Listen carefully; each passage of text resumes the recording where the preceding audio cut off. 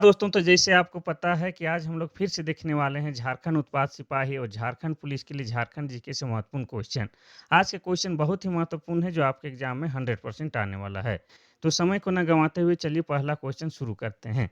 देखिए, पहला क्वेश्चन कहता है कि सविनय अवज्ञा आंदोलन के दौरान झारखंड में सरस्वती देवी, मथुरा पांडे, मथुरा सिंह के नेतृत्व में निम्न में से कौन सा कर बंद करने के लिए आंदोलन हुआ?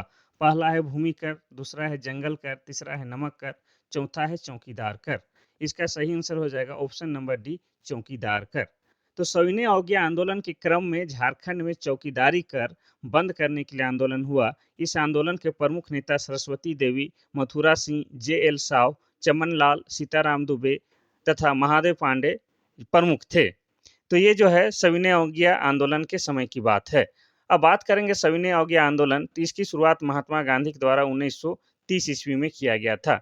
इसी सविनय अवज्ञा आंदोलन के समय महात्मा गांधी ने विश्व प्रसिद्ध पद यात्रा दांडी यात्रा की थी। कहाँ से? साबरमती आश्रम से लेके दांडी नामक स्थान तक। और उन्होंने इसमें क्या किया था? दांडी नामक स्थान जाके नमक कानून को तोड़ा था। लेकिन ये झारखंड के सिलसिले में जो ये क्वेश्चन है, इसका सही आंसर हो जाएगा चौकीदारी कर। नेक्स्ट क्वेश्चन हम लोग देखेंगे, क्वेश्चन नंबर 2। क्वेश्चन नंबर 2 कहता है कि निम्न में से कौन देवघर के क्रांतिकारी नेता नहीं थे? पहला है सुकुमार मित्र, दूसरा है एम.एन. बोस, तीसरा है बी.बी. मित्र, चौथा है प्रभुदयाल सिंह। इसका सही आंसर हो जाएगा option number D, Prabhudayal Singh.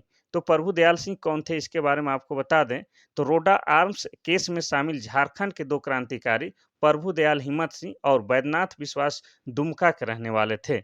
और ये जो तीनों हैं, सुकुमार मित्र, एम.एन. बोस और बी.बी. मित्र, ये देवघर के रहने वाले थे। और देवघर जिला बना है आपका 1983 ईस्वी में। देवघर में ही बाबा वैद्यनाथ का मंदिर है, जो कि शिव भगवान का मंदिर है। यहाँ प्रत्येक साल सावन के महीना में पूरे 1 महीने के लिए श्रावणी मेला लगता है।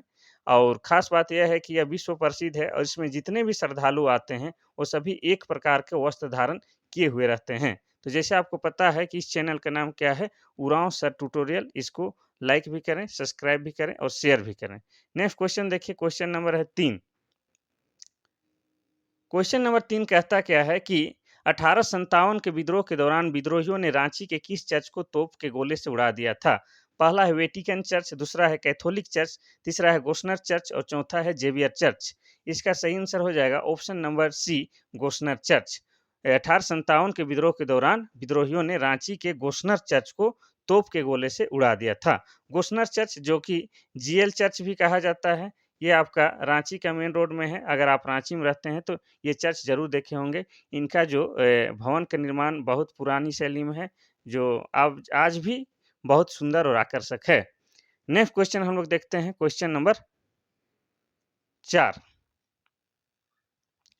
क्वेश्चन नंबर 4 कहता है कि भारत छोड़ो आंदोलन में हजारीबाग का जुलूस किसके नेतृत्व में निकला था?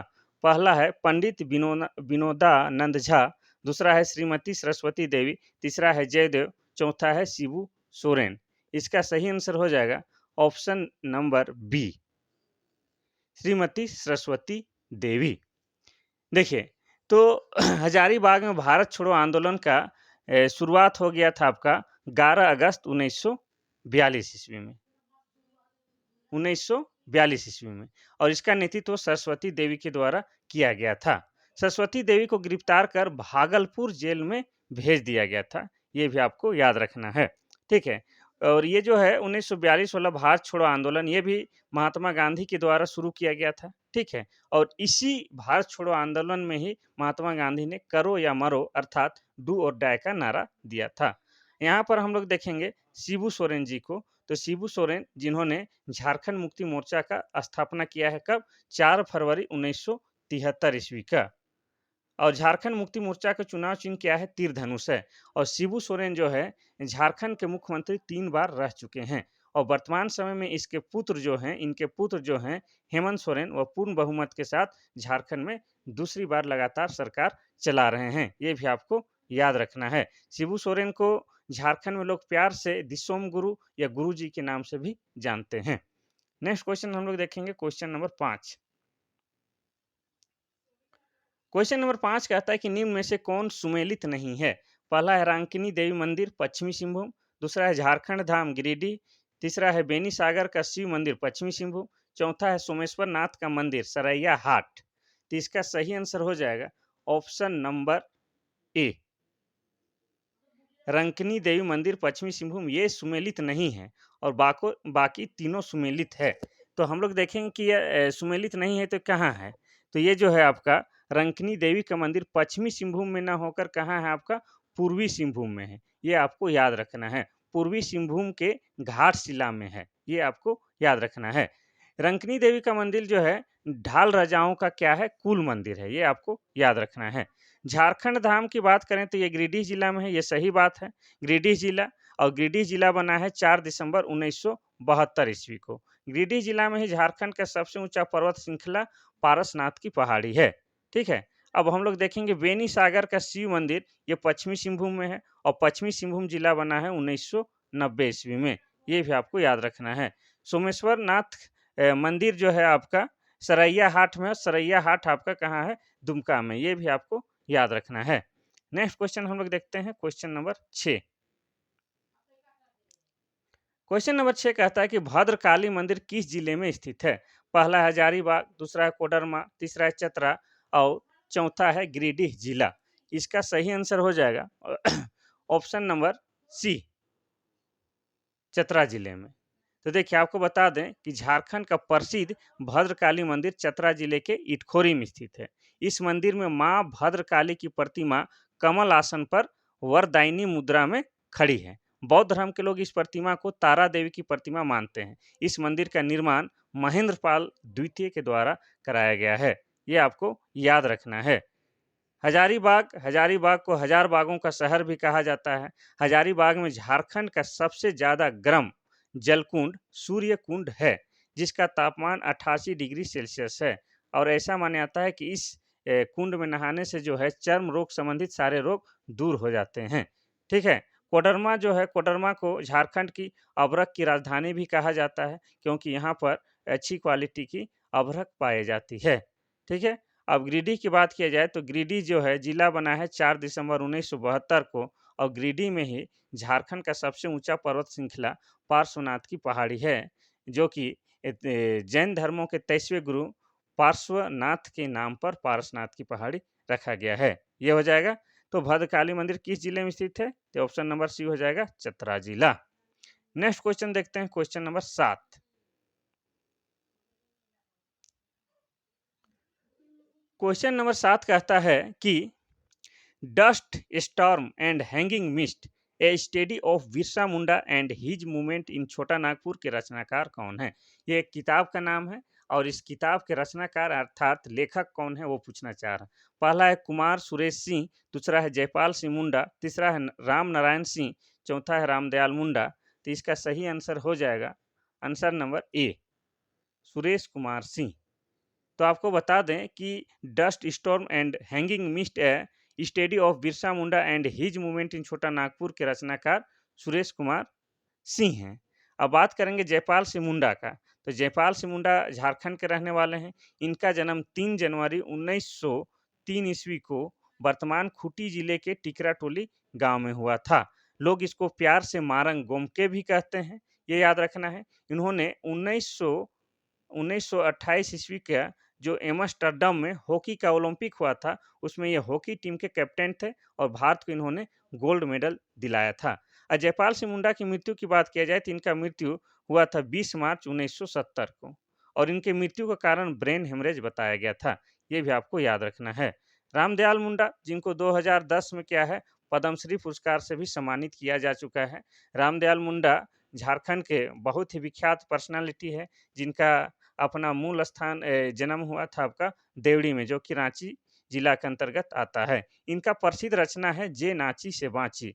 तो रामदयाल मुंडा के बारे में जानना बहुत जरूरी है। नेक्स्ट क्वेश्चन हम लोग देखते हैं, क्वेश्चन नंबर 8।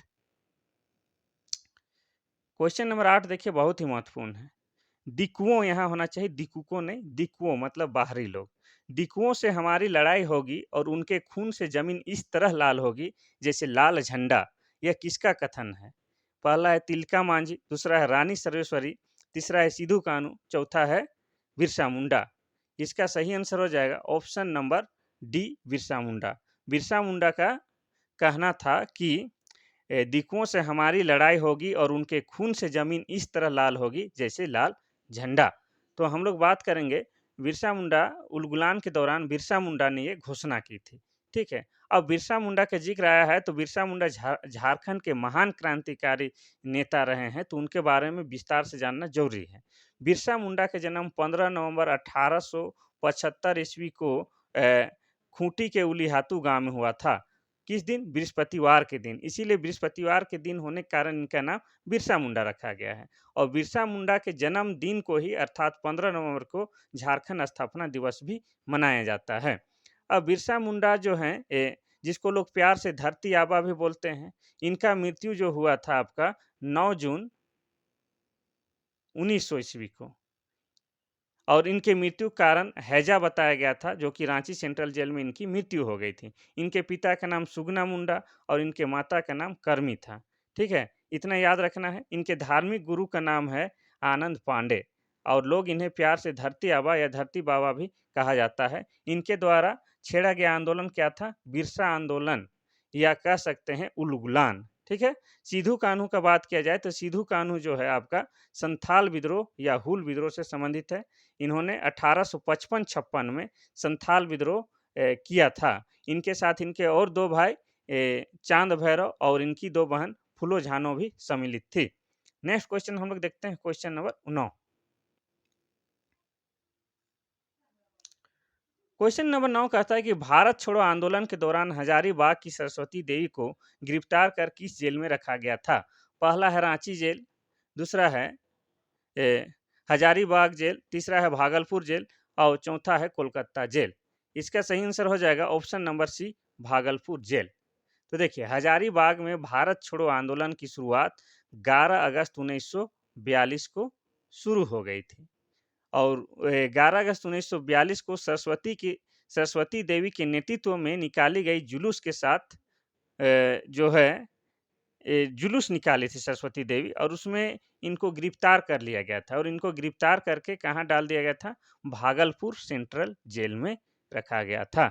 ये भी आपको याद रखना है। ठीक है, इतना याद जरूरी है। नेक्स्ट क्वेश्चन हम लोग देखते हैं, क्वेश्चन नंबर 10। क्वेश्चन नंबर 10 कहता है कि सिंहभूम के सिंह राजवंश के संबंध में कौन सा कथन असत्य है? यहाँ पर देखना है कि जो 4 ऑप्शन दिया है उसमें 3 कथन सत्य है जबकि एक कथन जो है असत्य है, उसी को बताना है। तो पहला ऑप्शन है सिंहभूम में सिंह वंश की 2 शाखा ने शासन किया। पहला है प्रथम शाखा की स्थापना 8वीं सदी में काशीनाथ सिंह के द्वारा की गई। दूसरी शाखा की स्थापना 1205 ईस्वी में दर्प नारायण सिंह के द्वारा किया गया। और चौथा है आपका सिंह वंश का पारिवारिक इतिहास ग्रंथ मनु प्रभा है। तो इसमें कौन सा कथन असत्य है उसको पहचानना है। तो इसका सही आंसर हो जाएगा ऑप्शन नंबर डी, सिंह वंश का पारिवारिक इतिहास ग्रंथ मनु प्रभा नहीं है। तो फिर क्या है, इसके बारे में आपको बताते हैं। तो सिंह वंश का जो पारिवारिक इतिहास ग्रंथ उसका नाम है वंश प्रभा। यहाँ दिया हुआ है मनु प्रभा, तो मनु प्रभा ना होकर क्या होगा? वंश प्रभा होगा। और सिंह वंश की दूसरी शाखा के राजा जगन्नाथ सिंह द्वितीय के काल में भूया जनजाति के लोगों ने विद्रोह किया था, ये याद रखना है। तो आपको याद रखना है सिंहभूम के क्षेत्र में सिंह वंश जो था उनकी 2 शाखाएं थी। पहली शाखा के जो नेतृत्व करता थे या वो कौन थे? काशीनाथ सिंह और दूसरा के दर्प नारायण सिंह। इतना आपको मुख्य रूप से याद रखना है। और इनके पारिवारिक इतिहास क्या है? वंश प्रभा, मनु प्रभा नहीं है। नेक्स्ट क्वेश्चन हम लोग देखते हैं, क्वेश्चन नंबर 11। क्वेश्चन नंबर 11 कहता है कि देश में उत्पादित समग्र इस्पात में से झारखंड का लगभग कितने प्रतिशत इस्पात का उत्पादन कर रहा है? पहला है 40 से 50%, दूसरा है 10 से 15% और तीसरा है 20 से 25%, चौथा है 30 से 40%। ठीक है, इसका सही आंसर हो जाएगा ऑप्शन नंबर सी, 20 से 25%। तो भारत में उत्पादित समग्र यानी कि पूरे इस्पात में से झारखंड लगभग 20 से 25% इस्पात का उत्पादन करता है। ये आपको याद रखना है। ठीक है, इस्पात नगरी हम लोग किसको बोलते हैं? कहाँ पर इस्पात का उत्पादन होता है? तो हमको याद रखना है बोकारो में हो गया, जमशेदपुर में, इस सब में क्या है? इस्पात का झारखंड में उत्पादन किया जाता है। इस बात से आपको याद आ रहा है कि झारखंड में जमशेदपुर शहर है, जो कि स्वर्ण रेखा और खरखई नदी के संगम में बसा हुआ है। वहाँ पर टिस्को कंपनी का स्थापना 1907 ईस्वी में किया गया है। ये भी आपको याद रखना है। नेक्स्ट क्वेश्चन हम लोग देखते हैं, क्वेश्चन नंबर 12। क्वेश्चन नंबर 12 कहता है कि जादूगोड़ा का कॉरपोरेट कार्यालय झारखंड में निम्नलिखित में से किस स्थान पर है? पहला है गिरिडीह जिला, दूसरा है दुमका जिला, तीसरा है पूर्वी सिंहभूम, चौथा है साहेबगंज। इसका सही आंसर हो जाएगा ऑप्शन नंबर सी, पूर्वी सिंहभूम। देखिए, जादूगोड़ा यूरेनियम के लिए विख्यात है, यह पूर्वी सिंहभूम जिले में है। और पूर्वी सिंहभूम का जिक्र आया है तो पूर्वी सिंहभूम जिला बना है 1990 ईस्वी में। और पूर्वी सिंहभूम में ही आपका क्या है, जमशेदपुर शहर है। जमशेदपुर शहर का पुराना नाम साकची है। और जमशेदपुर में ही टिस्को कंपनी का स्थापना 1907 ईस्वी में हुआ है। ये आपको याद रखना है। गिरिडीह जिला बना है आपका 4 दिसंबर 1972 को। और गिरिडीह में ही झारखंड का सबसे ऊंचा पर्वत श्रृंखला पार्श्वनाथ की पहाड़ी है। दुमका जिला, देखिए दुमका में आपका हिजला मेला लगता है। और हिजला मेला किस नदी के किनारे पूछेगा तो मोर या मयूराक्षी नदी के किनारे लगता है। साहेबगंज की बात किया जाए तो साहेबगंज जिला बना है 1983 ईस्वी में। ये भी आपको याद रखना है। झारखंड का एकमात्र ऐसा जिला है कौन, साहेबगंज, जहां से गंगा नदी का प्रवाहित होता है। ये आपको याद रखना है। नेक्स्ट क्वेश्चन देखते हैं, क्वेश्चन नंबर 13। क्वेश्चन नंबर 13 कहता है कि झारखंड के निम्न में से किस स्थान पर सीमेंट उद्योग का कारखाना स्थापित नहीं है? पहला है जपला, दूसरा है चाईबासा, तीसरा है मुरी, चौथा है सिंदरी। तो यहाँ क्वेश्चन का आंसर देने से पहले आप बता दे रहे हैं कि यहाँ पर 4 ऑप्शन में से 3 ऑप्शन ऐसे हैं जहाँ पर सीमेंट उद्योग का कारखाना लगा हुआ है, पर एक स्थान में है जो सीमेंट का उद्योग नहीं लगा हुआ है। तो यहाँ हो जाएगा ऑप्शन नंबर सी, मुरी। मुरी में एल्युमिनियम उद्योग का कारखाना स्थापित है। और मुरी में एल्युमिनियम उद्योग का कारखाना कब लगा है? 1938 ईस्वी में भारत सरकार द्वारा भारतीय एल्युमिनियम उद्योग कंपनी लिमिटेड की स्थापना की गई है। कहाँ? मुरी में। ठीक है, जफला में भी सीमेंट कारखाना है, चाईबासा में भी सीमेंट कारखाना है, और सिंदरी में भी सीमेंट कारखाना है। तो इसका सही आंसर हो जाएगा ऑप्शन नंबर सी, मुरी। नेक्स्ट क्वेश्चन देखते हैं हम लोग। मुरी आपका रांची जिला के अंतर्गत आता है। नेक्स्ट क्वेश्चन हम लोग देखते हैं, क्वेश्चन नंबर 14। क्वेश्चन नंबर 14 कहता है कि निम्न में से कौन सा युग्म गलत है? पहला है अजय नदी मुंगेर से निकलता है, दूसरा है ब्राह्मणी नदी दुधवा पहाड़ी से, तीसरा है कोयल नदी चैनपुर से, चौथा है बराकर नदी छोटा नागपुर की पठार से। तो यहाँ कौन सा युग्म या जोड़ा गलत है उसको पहचानना है। इसमें भी 4 विकल्प दिए हैं, उनमें से 3 सही है, जबकि एक क्या है, गलत है, उसको आपको पहचानना है। तो यहाँ हो जाएगा ऑप्शन नंबर सी, दक्षिणी कोयल नदी चैनपुर से नहीं निकलता है। ठीक है, दक्षिणी कोयल नदी का उद्गम स्थल नगड़ी अर्थात रांची है। ठीक है, जबकि चैनपुर गुमला से तो शंख नदी निकलता है। ये चैनपुर गुमला है, इससे शंख नदी निकलता है। और कोयल नदी, दक्षिणी कोयल नदी का उद्गम स्थल रांची का नगड़ी है। और रांची के नगड़ी से ही स्वर्ण रेखा नदी का उद्गम स्थल होता है। ये भी आपको याद रखना है। तो अजय नदी मुंगेर सही है, ब्राह्मणी नदी दुधवा पहाड़ी ये भी सही है, बराकर नदी छोटा नागपुर पठार ये भी सही है। दक्षिणी कोयल नदी का हो जाता आपका, कहाँ हो जाएगा, अभी ही बताया आपको, नगड़ी रांची। और चैनपुर किसका उद्गम स्थल है, कौन सा नदी का, तो हो जाएगा शंख नदी का। ठीक है, नेक्स्ट क्वेश्चन हम लोग देखते हैं, क्वेश्चन नंबर 15। क्वेश्चन नंबर 15 कहता है कि छोटा नागपुर पठार की चट्टानें कैसी है? पहला है क्रिस्टलीय एवं कायांतरित, दूसरा है बेसाल्ट, तीसरा है आर्कियन, चौथा है कुड़प्पा। इसका सही आंसर हो जाएगा ऑप्शन नंबर डी। अच्छा, कुड़प्पा हो जाएगा। तो यहाँ हो जाएगा नहीं, क्रिस्टलीय और कायांतरित। छोटा नागपुर पठार की चट्टानें कैसी है, क्रिस्टलीय और कायांतरित है। तो छोटा नागपुर का पठार भारतीय प्रायद्वीप की उत्तर पूर्वी हिस्से में से है, जो क्रिस्टलीय और कायांतरित चट्टानों से निर्मित है। इस पठार की उत्पत्ति आपको बता दे रहे हैं, इयोसीन युग में हुई थी। यह अत्यंत कठोर पायरोक्सिन ग्रेनाइट और नीस से निर्मित है। इसकी रचना लावा चट्टानों से हुई है। ये आपको याद रखना है। तो इसका सही आंसर हो जाएगा option number A. Next question हम लोग देखते हैं, क्वेश्चन नंबर 16। क्वेश्चन नंबर 16 कहता है कि झारखंड के कुल क्षेत्रफल के कितने प्रतिशत भाग पर वन है? पहला है 15.22, दूसरा है 29.61, तीसरा है 29.76 और चौथा है 29.95। इसका सही आंसर हो जाएगा ऑप्शन नंबर सी, बी होना चाहिए। लेकिन ये बी तो हो जाएगा आपका 2011 की जनगणना के अनुसार। इसका हो जाएगा आपका ऑप्शन नंबर सी। तो ये वाला हो जाएगा ऑप्शन नंबर सी। तो देखिए आपको बता दें कि भारतीय वन सर्वेक्षण रिपोर्ट 2021 2021 के अनुसार झारखंड के कुल क्षेत्रफल के 29.76% भाग पर वन है। क्षेत्रफल की दृष्टि से झारखंड का सर्वाधिक वनाच्छित जिला कौन सा है? पश्चिमी सिंहभूम है, जबकि सबसे कम वनाच्छित जिला जामताड़ा है। जबकि प्रतिशत की दृष्टि से लातेहार में सबसे अधिक वन है और जामताड़ा में सबसे कम वन पाया जाता है।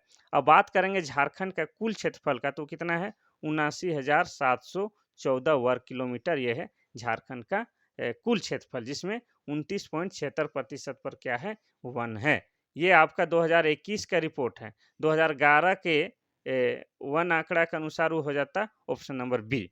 तो हम लोग को 21 देखना है, तो हो जाएगा 29.76। ठीक है। नेक्स्ट क्वेश्चन हम लोग देखते हैं, क्वेश्चन नंबर 17। क्वेश्चन नंबर 17 कहता है कि किशोरियों और महिलाओं से संबंधित चुप्पी तोड़ो अभियान का संबंध किस मुद्दे से है? पहला है एनीमिया, दूसरा है भ्रूण हत्या, तीसरा है छेड़खानी, चौथा है माहवारी। इसका सही आंसर हो जाएगा ऑप्शन नंबर डी, माहवारी।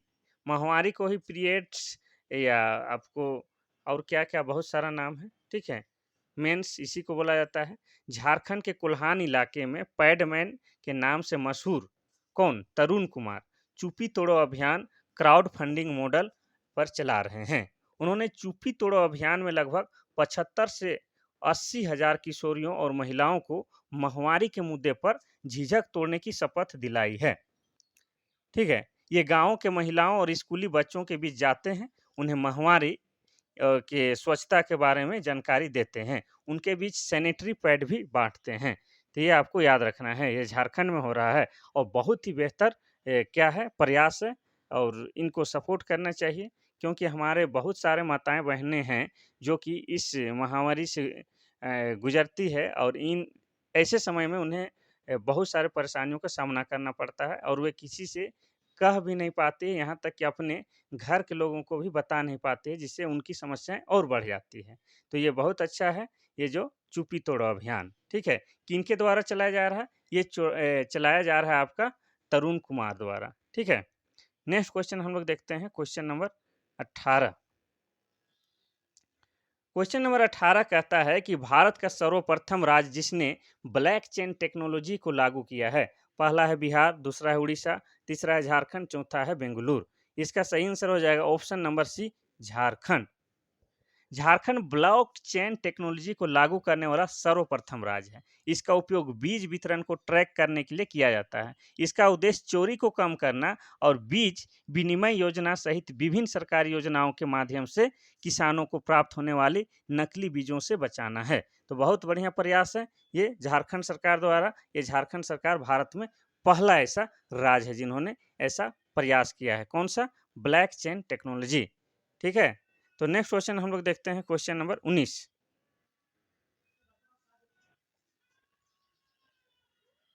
क्वेश्चन नंबर 19 कहता है कि झारखंड का वर्तमान निर्वाचन आयुक्त कौन है?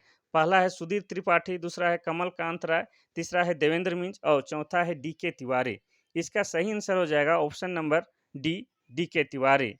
तो जैसे आपको पता है कि निर्वाचन आयोग का काम क्या होता है कि अपने राज्य में चुनाव से संबंधित सारे कार्यक्रमों को करना, जैसे चुनाव का तिथि जारी करना, वोटर लिस्ट जारी करना, परिसीमन करना, ये सारे बहुत सारे कार्य निर्वाचन आयुक्त का होता है। तो झारखंड का वर्तमान निर्वाचन आयुक्त कौन है? डी के तिवारी। ये आपको याद रखना है, ठीक है। नेक्स्ट क्वेश्चन हम लोग देखते हैं, क्वेश्चन नंबर 20 और आज का आखिरी क्वेश्चन है। क्वेश्चन नंबर 20 कहता है कि झारखंड का राजकीय खेल क्या है? पहला है फुटबॉल, दूसरा है हॉकी, तीसरा है क्रिकेट, चौथा है वॉलीबॉल। इसका सही आंसर हो जाएगा ऑप्शन नंबर बी, हॉकी। तो जैसे आपको पता है कि झारखंड का राजकीय खेल हॉकी है और भारत का राष्ट्रीय खेल भी क्या है? हॉकी है। तो जब राजकीय खेल का बात हुआ है तो राजकीय पशु क्या है झारखंड का? हाथी है। और राजकीय पुष्प क्या है? तो पलाश है। और आपका राजकीय वृक्ष क्या है? तो साल है। साल राजकीय वृक्ष है और साल की पूजा सरहुल में साल वृक्ष की पूजा की जाती है, ये भी आपको याद रखना है। राजकीय पक्षी की बात किया जाए तो राजकीय पक्षी झारखंड का क्या है? कोयल है। ये सब आपको बात याद रखना है। देखिए झारखंड पुलिस और झारखंड उत्पाद पुलिस में ऐसे छोटे-छोटे क्वेश्चन भी पूछते हैं कि झारखंड का स्थापना कब हुआ? झारखंड में कितने ज़िले हैं? ये झारखंड का राजकीय खेल, ये राजकीय पक्षी, पशु क्या है? ये सब भी पूछता है। तो ईज़ी कह के अगर आप ध्यान नहीं दीजिएगा तो भूल भी सकते हैं। तो आपको सिंपल क्वेश्चन को ज़्यादा ध्यान देना है और हार्ड क्वेश्चन को कम। लेकिन ऐसे तो मिक्स आएगा लेकिन ज़्यादा क्वेश्चन सिंपल आएगा क्योंकि ये 10वीं से 12वीं लेवल का एग्ज़ाम होता है। ठीक है? तो हम तो बहुत बार एग्ज़ाम बैठ चुके हैं, तो हमको पता भी है, तो आप मेरा बात को बेधड़क अनुकरण कीजिए और अपना परीक्षा बेहतर कीजिए। ठीक है, आज के लिए बस इतना सा ही, कल फिर मिलते हैं हम लोग महत्वपूर्ण क्वेश्चन और आंसर के साथ, तब तक के लिए थैंक यू, धन्यवाद।